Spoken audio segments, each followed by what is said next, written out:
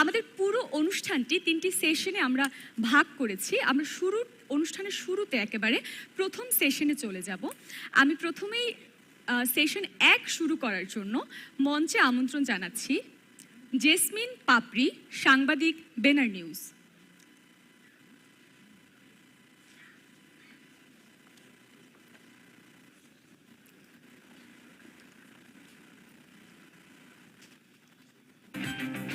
Jasmine পাপড়ি আপা মঞ্চে চলে এসেছে, তার জন্য একটি জোরে করতালি।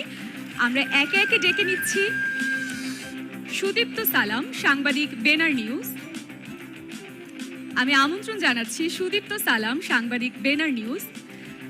এবারে মঞ্চে আসার জন্য আমন্ত্রণ জানাচ্ছি শরীফ খিয়াম, সাংবাদিক, বেনার নিউজ। আরও আমন্ত্রণ জানাচ্ছি বেনার নিউজের সাংবাদিক জীবন আহমেদকে।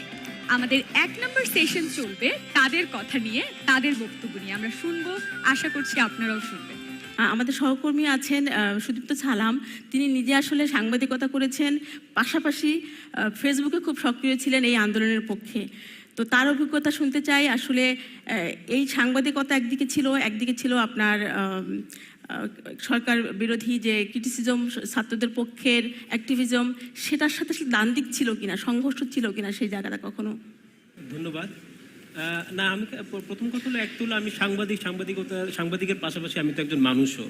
আবার আরেক দিকে যদি দেখেন যেটা সাংঘর্ষিকতা এই কারণে যে সাংবাদিকতার অন্যতম বড় বৈশিষ্ট্যই বলেন বা বড় কাজ বলেন, দায়িত্বই বলেন, মানুষের পক্ষে দাঁড়ানো, ন্যায়ের পক্ষে দাঁড়ানো, অন্যায়ের বিপক্ষে দাঁড়ানো। এটা অনেকে আমার সঙ্গে দ্বিমত করবেন কি জানি না আমি, কিন্তু আমার কাছে মনে হয়েছে যে এই ন্যায়ের পক্ষে যদি এই ঐতিহাসিক, আবার এই পক্ষ নেওয়াটা একটা ঐতিহাসিক সময়ও, এই সময় যদি আমি আমার ন্যায়ের পক্ষে না দাঁড়াই, মানুষের কথা না বলি, মানুষের পক্ষে না দাঁড়াই, সেটা আমার ক্যামেরার মাধ্যমেই হোক, আমার লেখার মাধ্যমেই হোক, বা আমার ব্যক্তিগত জীবন দিয়েই হোক, তাহলে বোধহয় আমরা ইতিহাসের কাছে জবাব দিয়ে একদিন করতে হবে। এবং আমাদের দায়বদ্ধতার জায়গা থেকে আসলে এটা করা, এবং আজীবন সেটা করে যাব। ধন্যবাদ। Thank you. আসলে সাংবাদিকরা হচ্ছে এই আন্দোলনের অন্যতম স্টেক হোল্ডার ছিলেন। আমরা আমাদের সহকর্মী কয়েকজনকে হারিয়েছি। ঠিক যে পথ দিয়ে আমি বাড়ি হেঁটে গিয়েছি, তার কিছুক্ষণ পরেই আমাদের সহকর্মী প্রিয় গুলিবিদ্ধ হয়ে নিহত হয়েছেন। তো এই ইতিহাস, এই অভিজ্ঞতা বলতে গেলে আসলে রাত পার হয়ে যাবে। আমরা এখানে শেষ করছি আমাদের অভিজ্ঞতা। বেনার নিউজের সাথে থাকবেন, আমরা আপনাদের সাথে আছি, সাংবাদিকতার সাথে আছি। যতদিন পর্যন্ত বাংলাদেশের সাংবাদিকতা থাকবে, আমরা পেশাদারিত্ব বজায় রাখবো। ধন্যবাদ।